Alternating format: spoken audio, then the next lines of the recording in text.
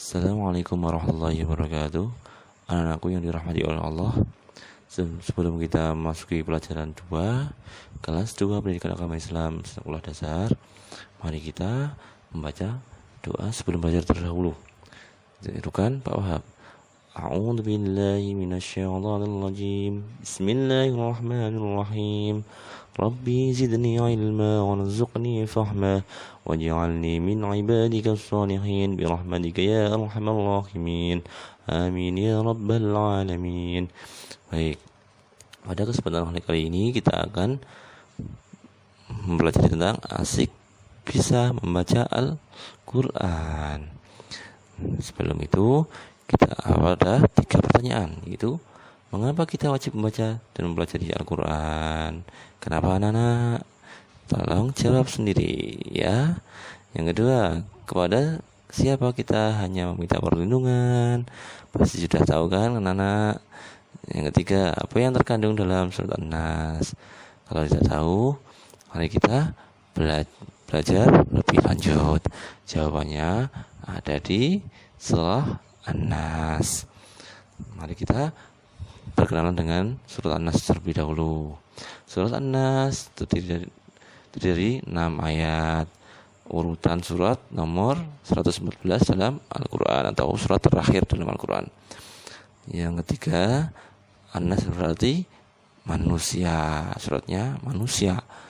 Yang keempat, turun setelah atau berbarengan dengan surah Al-Falaq. Yang kelima, surah An-Nas adalah tergolong surat Makkiyah karena turun di kota Makkah. Baik, selanjutnya mari kita baca surah An-Nas bersama-sama. Tirukan Pak Wahab. A'udzu billahi minasyaitonir rajim. Bismillahirrahmanirrahim. Qul a'udzu birabbin nas, malikin nas, ilahin nas, min syarril waswasil khannas, alladzi yuwaswisu fi sudurin nas, minal jinnati wan nas. Shadaqallahul azim. Baik, artinya seperti ini anak. Dengan menyebut nama Allah yang Maha Pengasih lagi Maha Penyayang, katakanlah Muhammad, aku berlindung pada Tuhannya manusia, rajanya manusia, sesembahannya manusia, dari kejahatan atau bisikan setan yang bersembunyi, yang membisikkan kejahatan ke dalam dada manusia dari golongan jin dan manusia.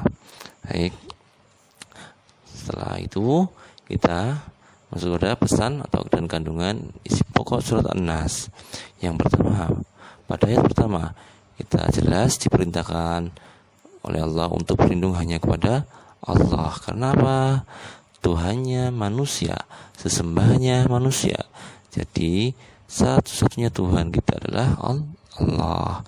Tidak boleh menduakannya.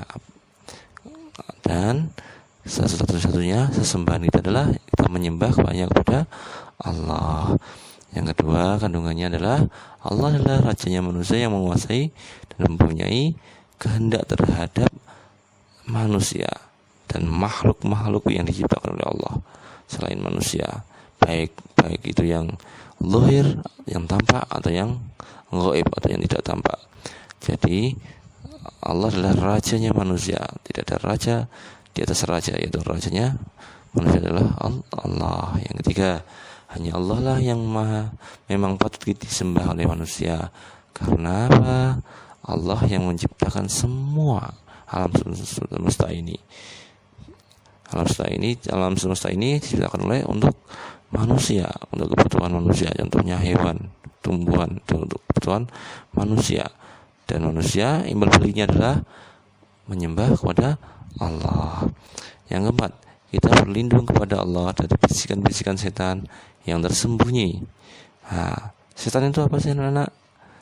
Setan itu adalah sifat jelek, itu namanya setan.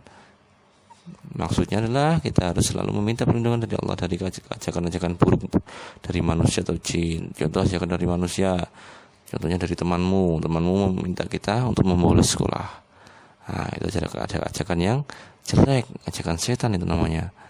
Contohnya temanmu menyuruh kamu untuk menyembunyikan barang temanmu, itu nggak boleh. Itu termasuk sudah bisikan yang atau ajakan yang jelek atau ajakannya setan. Baik, yang kelima, Rasulullah SAW membaca surat Al-Falaq, An-Nas, dan Al-Ikhlas ketika hendak tidur. Ditiupkan oleh Rasulullah ke dalam telapak tangannya, kemudian diusapkan ke seluruh badan.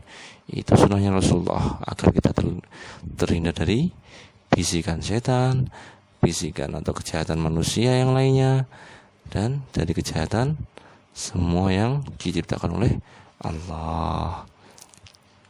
Baik, setelah kita mulai dari surah An-Nas, kita sedikit mengulas tentang huruf hijaiyah yang sudah kalian pelajari di kelas 1. Huruf hijaiyah itu adalah apa sih anak-anak? Ya, baik, perhatikan di sini. Huruf hijaiyah adalah huruf untuk menyusun kata dari bahasa Arab dan Quran. Ada berapa huruf hijaiyah? Boleh kalian mengatakan 28, boleh kalian mengatakan 29, boleh kalian mengatakan 30.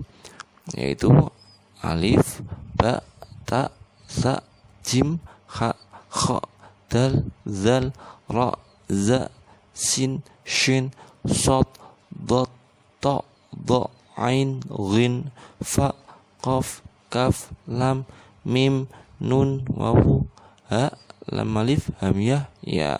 Kenapa kok ada yang menyebutnya 28, kadang ini kan 30. Ada yang menyebutkan 28. 28 itu adalah dihilangkannya hamyah, karena hamyah sudah terwakili oleh alif atau hamyah, dan lam alif juga tidak ada. Kenapa kita menyebutkan 29? Boleh, karena 29 itu hilangnya lam alif atau hamzah. 30 sempurna, itu ada lam alif dan hamzah. Biar kita bisa membaca huruf hijaiyah tadi, maka kita butuh yang namanya tanda baca. Di dalam bahasa Arab disebut harokat. Ada berapa itu harokat? Ada 8 kurang lebihnya, yaitu harokat fathah atau juga disebut a, harokat kasroh, harokat dhammah, harokat fathatain, kasrotain, dhammatain, tasydid, dan sukun. Kalian bisa membaca di buku atau di surat ini, kalian bisa baca an, in, un, seperti itu. A, bi, ta, a, bi, tu, u, bu, tu, seperti itu. Ya, kita bisa biar kita bisa membaca huruf hijaiyah, maka kita berikan harokat atau tanda baca fathah, kasroh, dhammah, dan lain sebagainya. Baik, setelah kita mempelajari surah An-Nas, maka kita alangkah baiknya mengamalkan surat An-Nas di kehidupan sehari-hari. Baik, sebagai seorang muslim kita wajib percaya dan yakin atas perlindungan dan pertolongan Allah, dan kita tidak boleh meminta perlindungan dan pertolongan pada selain Allah. Karena kalau kita meminta selain Allah, maka kita tergolong orang-orang yang musyrik. Apa balasan bagi orang yang syirik atau orang yang musyrik itu? Balasannya adalah neraka jahanam, na'udzubillah. Yang kedua, sebagai seorang muslim kita juga disunahkan untuk mengamalkan apa yang dicontohkan oleh Rasulullah, sebagaimana beliau sebelum tidur selalu membaca surat Al-Ikhlas, Al-Falaq, dan An-Nas. Jadilah pribadi yang mengamalkan kebaikan, tidak mengamalkan keburukan atau kejahatan, dan tidak terbujuk rayuan teman yang mengajak kejelekan dan rayuan dari bangsa jin yang mengajak kepada kejelekan pula. Baik, kalian bisa menyalin rangkuman materi pembelajaran 2 di slide ini. Kemudian kalian kirim foto di buku tulis, dan kalian kirim ke classroom.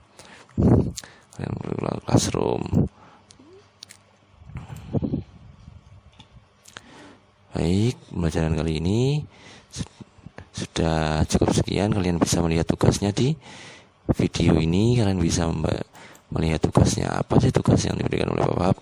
Kalian bisa melihat di video ini. Baik, kita baca alhamdulillah bersama-sama biar barokah ilmunya. Alhamdulillah rabbil alamin. Assalamualaikum warahmatullahi wabarakatuh.